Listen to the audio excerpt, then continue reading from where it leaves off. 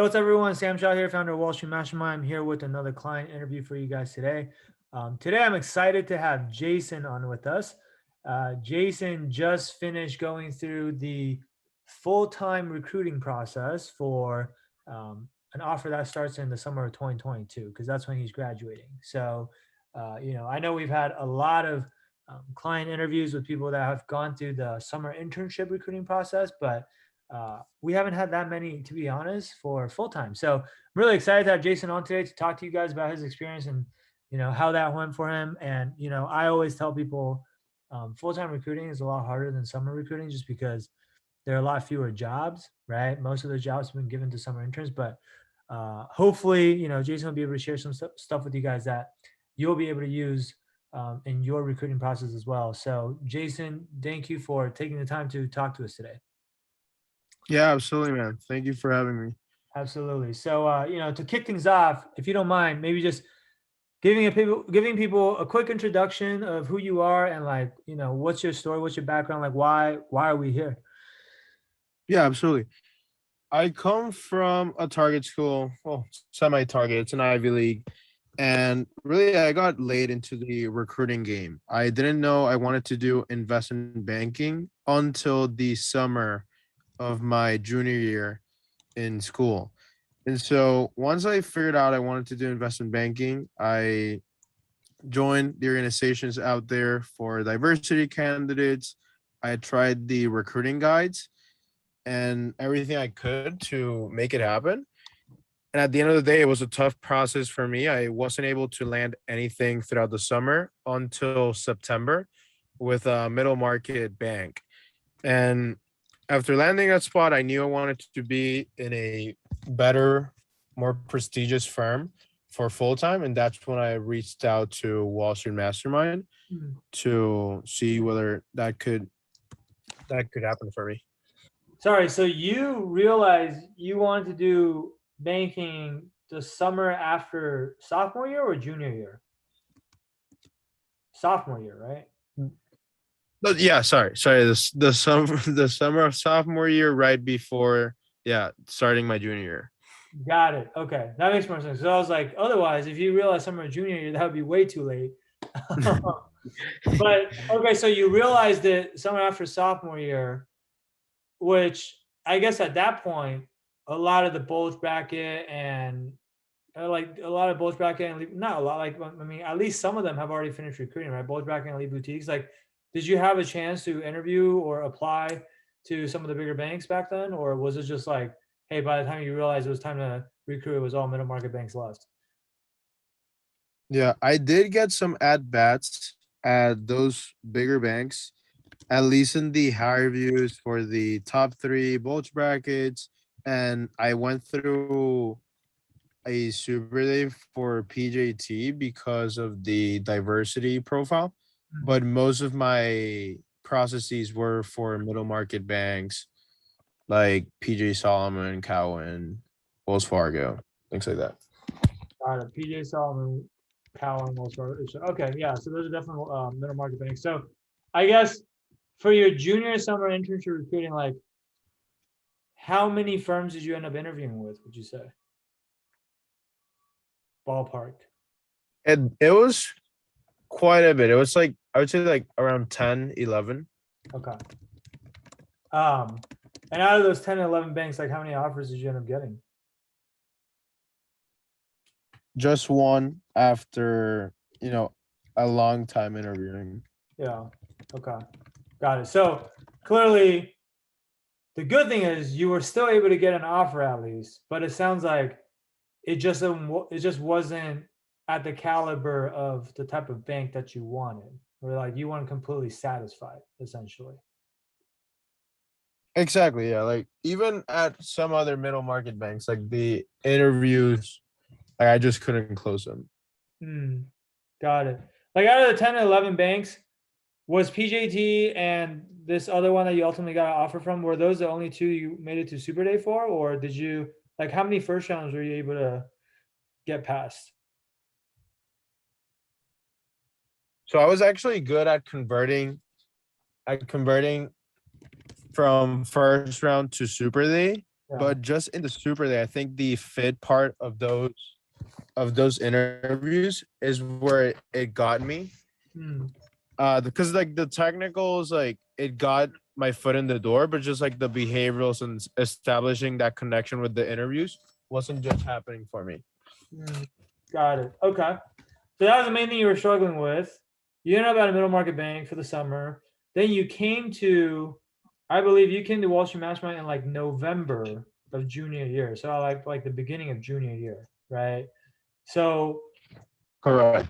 talk to us about that decision because I'm sure a lot of our listeners are probably asking like, well, Jason, you at least got into a middle market, we'll say like a top 50 bank on your own. So why would you feel the need to join something like Wall Street Mastermind? Like, even if you want to recruit for full time, why don't you just kind of do that again and just try on your own and, maybe save Mhm. some money, for example? Yeah. Look, for me, it really came down to the support with that behavioral part of the interviews because I knew I needed a coach that had an experience interviewing hundreds of candidates and that could tell a good answer from a cookie cutter one. Mm. And to me, that value proposition of Wall Street Mastermind of going through your behavioral answers one by one and telling you what to change, what story to use was very appealing as I knew that would be what would determine whether I could lateral from that middle market bank this summer to a more prestigious one. Got it. Okay. So that was the biggest thing for you is that you wanted that. I guess the way we help our clients out with the behaviorals is very hands-on, very unique. Like I haven't seen anyone else do that in the industry, right? Where they actually like we actually sit down and dissect every single answer that you draft out and give you detailed feedback line by line on what to change. Like that. That's that was what you felt like you needed at the time, basically. Yeah, exactly that. I prior to starting with Wall Street Mastermind, I went through some behavioral prep through mock interviews, but I just think that the feedback you can get in a 1 hour call doesn't compare to the feedback you can get at Wall Street Mastermind that it's so specialized. It's somewhat that's invested in your success. Yeah. I mean, so it's interesting because it sounds like you actually weren't that worried about your technical preparation. You were more worried about your behavioral preparation, where most of the students that we see, a lot of times, they're more worried about their technical preparation and they're not that worried about their behavioral preparation.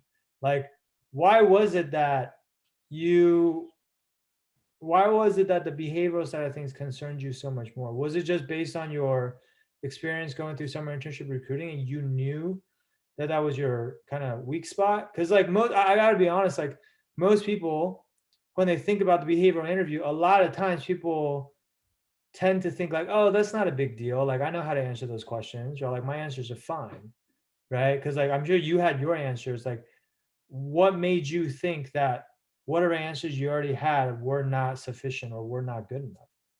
Mm-hmm. Okay, I think I understood from early in recruiting that the technicals they get your foot in the door, but what ultimately decides whether you get an offer is how well you can connect with people.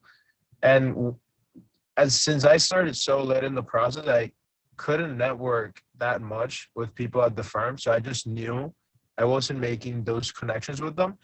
And this came after a realization of going through so many processes and interviews that like something must be wrong. And after looking back, I just made that connection with the part that look, I'm not standing out enough as a candidate. I need better behavioral answers. And it just came upon me that it was something I just needed to change. So, in other words, having gone through so many interviews, you knew it sounds like you knew you weren't really messing up on the technical portion of the interview. Like you were able to answer those questions. And so, even just by process of elimination, if it's not the technicals, then it must be the behaviorals. Is that kind of how you kind of came to that conclusion? Yeah, yeah. And also the fact that I didn't have many connections at a firm in terms of networking. And Yeah. so that's something that I knew I needed to do because like I saw it in different forums and with friends that the importance of networking not only to get the interview but once you're in the process. Yeah. So I guess then you decided to join Wall Street Mastermind. What did you do once you joined Wall Street Mastermind that you found to be, I guess, the most helpful for your full time recruiting process? Like, I mean, obviously, you talked about the behaviorals. That's one part of it. Like, was there anything else that you felt like was really beneficial, or maybe not something you could have done on your own? You know, like because people always ask, like, well, what's the difference between doing it with Wall Street Mastermind versus just doing it on my own? Like, what would you say to that? Mhm. Look, I see like on top of the behavioral like of having your answers and having a coach that goes through them and gives you several revisions on that, the resume portion of it. Like Wall Street Mastermind, I guess, taught me the networking portion, like not only how to get in a conversation with someone, but what to say in that conversation.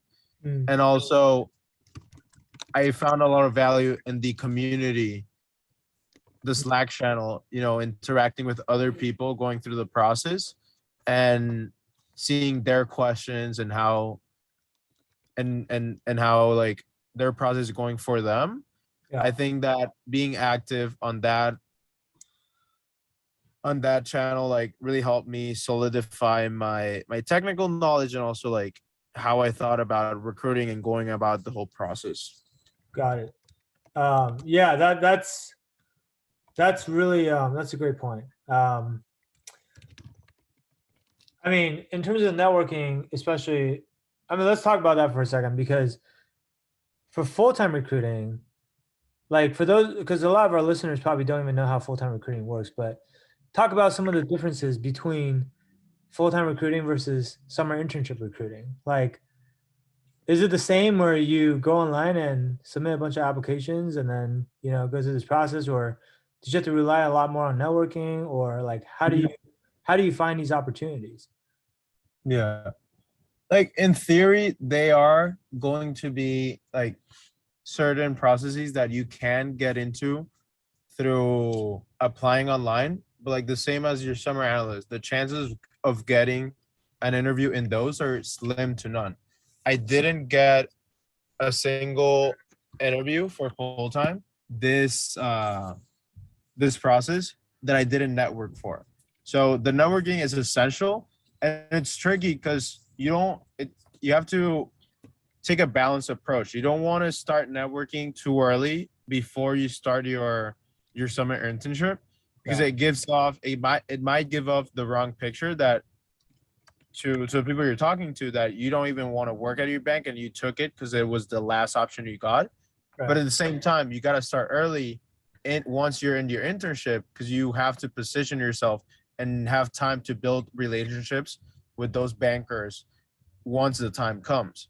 And right. so for me, it was a balancing act between that. And I did feel comfortable reaching out to people prior to starting if it was like very warm connections, like introductions from alumni from my school or people that I knew already. And for those cold outreach, then I waited up until I was a bit more into the summer internship. So the main difference between the two, I would say, is definitely that networking portion and when you start and how you get into the different processes. Got it. Okay. Um, so how did you manage that? Because, like you alluded to, you know, you were you were already um, interning at a different firm, and you're trying to go to this other firm, but you don't want your summer internship firm to find out that you're trying to go to this other firm, right? So like, when do you even have to like find the time to network with these other firms? Are you doing it like, I don't know, during lunch break or something, or like how do you do that? Yeah, that was definitely a tricky part of the summer, and for me, it was easier than like normal because my bank was interning. It was all virtual from home, so it's not like you're in the office and you have a 1 hour call, 30 minutes, and you have to step out continuously throughout the summer. So Yeah. in that sense, I feel for the people that have to do this while they're working from the office. Yeah. But it's exactly that. Like finding 30 minutes, like 30 minutes, even 15 minutes of your time. Most of my conversations lasted 20 minutes. That's like barely like that's not even a lot of time that it might be suspicious from your firm, but it's definitely a challenge and something to consider. Yeah. So a good thing might be like front scheduling a lot of the calls in the weekend. That could help. Mhm. But to me, I didn't find like it awkward to make them to during the day as I was interning from home. Right. Right. In a sense, COVID actually made things a bit easier. It's like the silver lining because you're working remotely, right? Yeah, yeah. I definitely have to agree with that. Yeah. So like you started networking what? Like maybe halfway through your internship, I assume, right? Like probably not. Uh, a bit earlier. So I Okay. did connect with people prior to starting that I had like a very warm connection with. And once I was in my second, third week, I started the outreach to more warm connections and to cold connections as well. And something that I think was key for me is that I knew I wanted to move to a better bank. So I discarded all the other banks that were at a similar level than mine, and so that focused my efforts a lot more in the networking portion. So I only targeted certain EBs and certain bulge bracket. And Yeah. so that made it much easier for me in terms of outreach because you can lose a lot of time in the beginning reaching out to bankers if you don't have a strategy going into it. Because like you could just spend hours looking at LinkedIn profiles and not sending a message. And like you definitely don't want to do that once you're doing a full-time internship. Right. Yeah, absolutely. So how many banks would you say were like kind of on your target list? 10 banks. Okay, so that's pretty targeted. So you had 10 banks, a mix of bulge bracket and lead boutique banks, right? Um, and then like how many people would you say you had to reach out to during your full-time networking process? I would say between the 50 to 100 range. Okay. So basically about 5 to 10 bankers per bank on average. Yeah, yeah, I would say so. Okay. And like ultimately did doing all of that network and look again, you're reaching out to 50, 100 people over like what, like a 6 to 8 week period, it sounds like, right? Because basically it's during your summer internship, right? Um, did that pay off? Like what, like how many interviews were you able to get from doing that amount of networking in the end? Yeah. So I was a bit lucky because I knew that I wasn't going to get 10 at bats like last summer. It's going to be limited the amount of interviews you get. So a lot of my focus was on preparing for the interviews. Like I knew that the first interviews, first three interviews that I had, those were three at bats I could not waste. So in my second interview, I was able to get the offer. And so I put a lot more focus on knowing that if I got that interview, I had to get the offer. So a lot of my effort was put into that. But even if that didn't happen, I expect I would have gotten like four, maybe five processes. So about half of the banks I was targeting. Got it.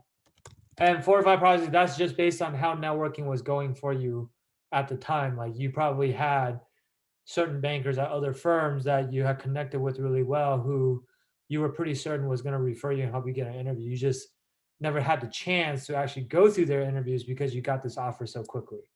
Exactly. And because remember, banks have different needs at different times. Mhm. Some banks know even before the internship class ends that they're going to hire full time, but some of them don't decide until like mid-August or even early September. It just so happened that one of the banks that I really liked was able to extend me an offer like the day before I ended my internship. Mm, okay. They extend you an offer the day before you end your internship. That means you had to interview them before your internship even ended then. That is correct. Yeah. Yeah, got it. Which again probably was easier because you were working remotely and not in the office, I guess. Absolutely. Absolutely. Got it. Okay. So like what was the final outcome for you then? Like I know you got an offer you were really happy with and decided to accept on like the very, I guess it was like your second interview basically. But like Mhm. what type of offer was it? I got an elite boutique bank. Uh Pretty recognized on the street. They have capital raising abilities, M&A, and they're really strong in the industry I like. So Yeah. I definitely cannot complain with it. Okay. Got it.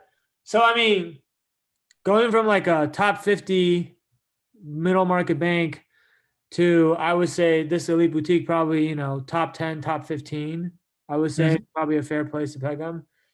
That's Yeah, that's kind of the outcome you were looking for when you were coming into this program, right? Like absolutely. like if you had gotten this, if you had gotten a summer internship offer from this bank the very first time around, then you probably just wouldn't have recruited again, I'm guessing. I would have focused more this summer on just securing a return with them. Yeah. Got it. Okay. So it sounds like you're pretty happy with the outcome. Um, like, do you have any advice for people who are listening right now who maybe are in a similar situation as you? Maybe they just went through junior summer internship recruiting. Maybe they didn't get an offer, or maybe they did get an offer, but it's not at like, a bank that they're completely satisfied with, and they're not ready to give up. They know they want to go through full-time recruiting again. Like, is there any advice you want to give to someone like that where you say, hey, back when I was first going through this process, if I had known this, or if someone had told me this, Mhm. it would have made my life so much easier. Like, do you have anything like that that you can share with people? Yeah, of course.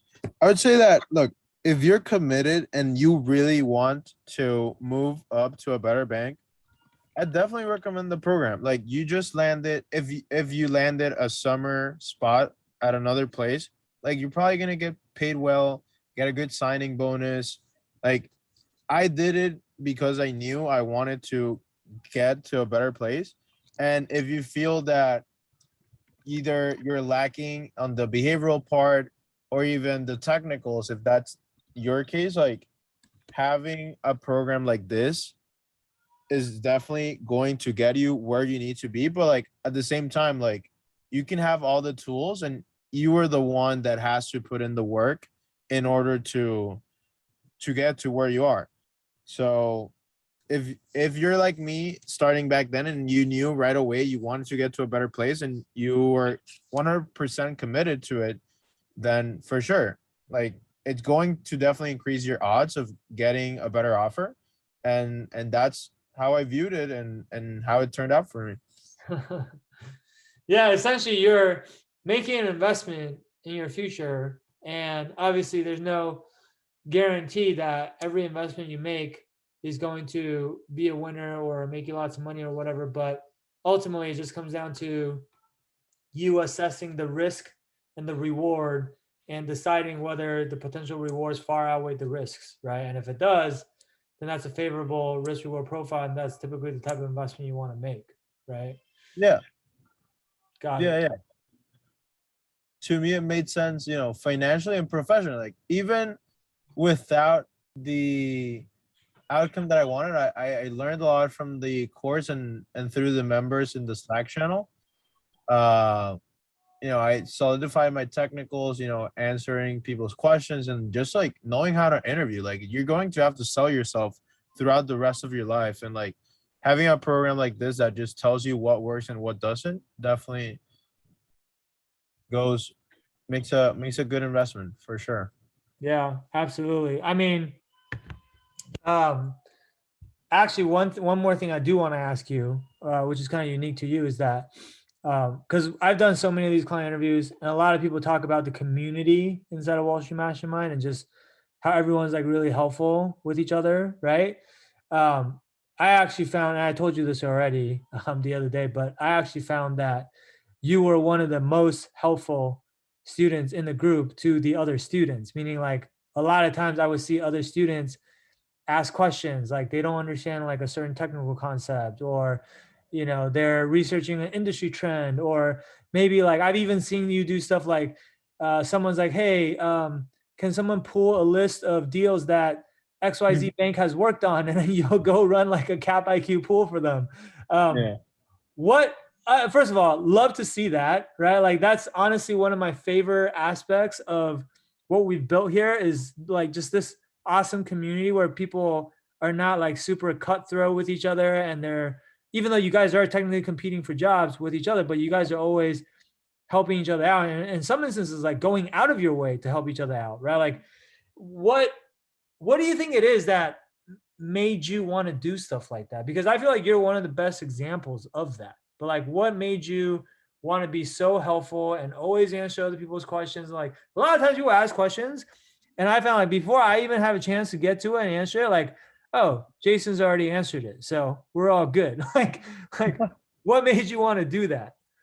Look, I'd love to say that I'm just a great guy and that I like helping people, but at the end of the day, the to me the best way to learn is to teach others and to explain what do you know to other people and try to simplify it. And I found that doing that through the Slack channel and just like some other stuff like pulling deals, like you said, and talking about the industry that you're interested in, it ends up coming back to you in some way or the other, either directly because you're reinforcing what you know, but at the same time, I asked for things in the Slack channel and received the same kind of treatment. So Yeah. it's just having that community that at the end of the day you are competing against them, but having those that at your disposal that people are willing to share what the answer the questions that they got from an interview with you.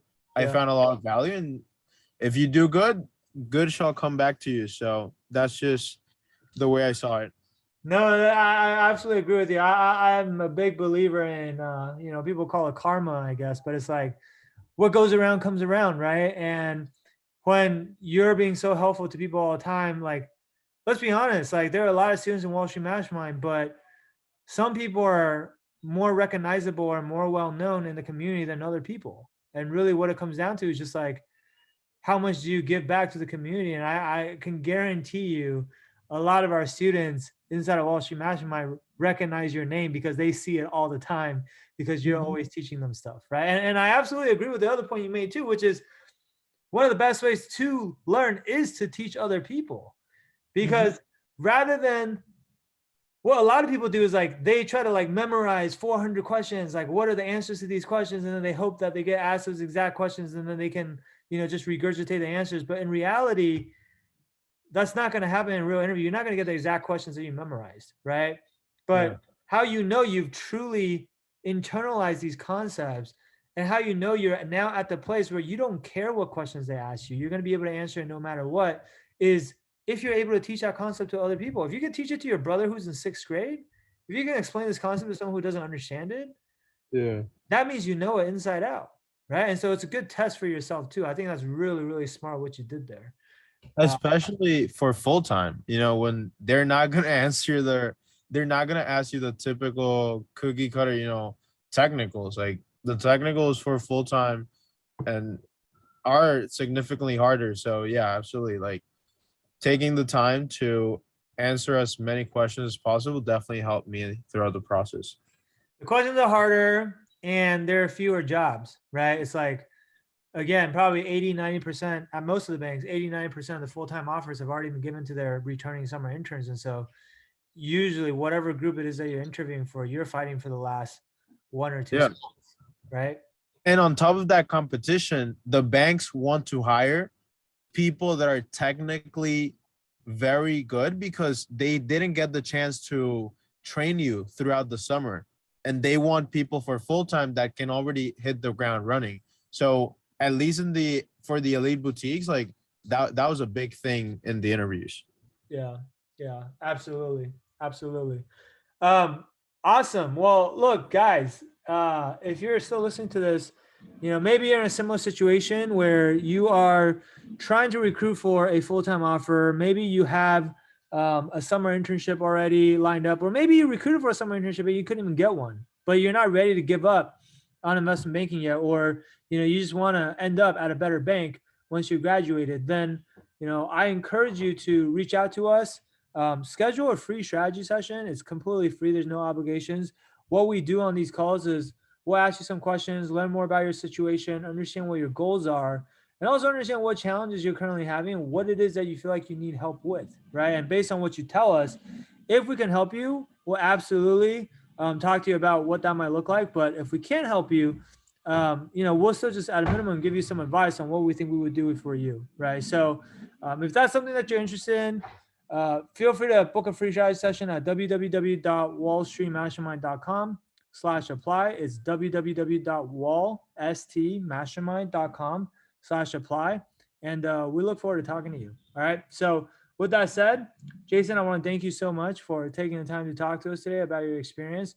And obviously super happy for you that you were able to end up at like such a good bank for full time. And I think we're just really excited for you. And like I said, you were one of our best students and best contributors inside the Wolfpack. So we're really grateful to you, and we really love having you. And obviously, you're always part of the family. So I'm sure you won't be a stranger going forward. And we look forward to seeing all the success that you continue to have, man. No problem, and thank you for having me, and good luck to all those listening. Yeah, absolutely. All right, guys, that'll be it for today. Thank you guys for tuning in, and we'll be back with more of these for you guys in the near future. All right, talk soon. Bye.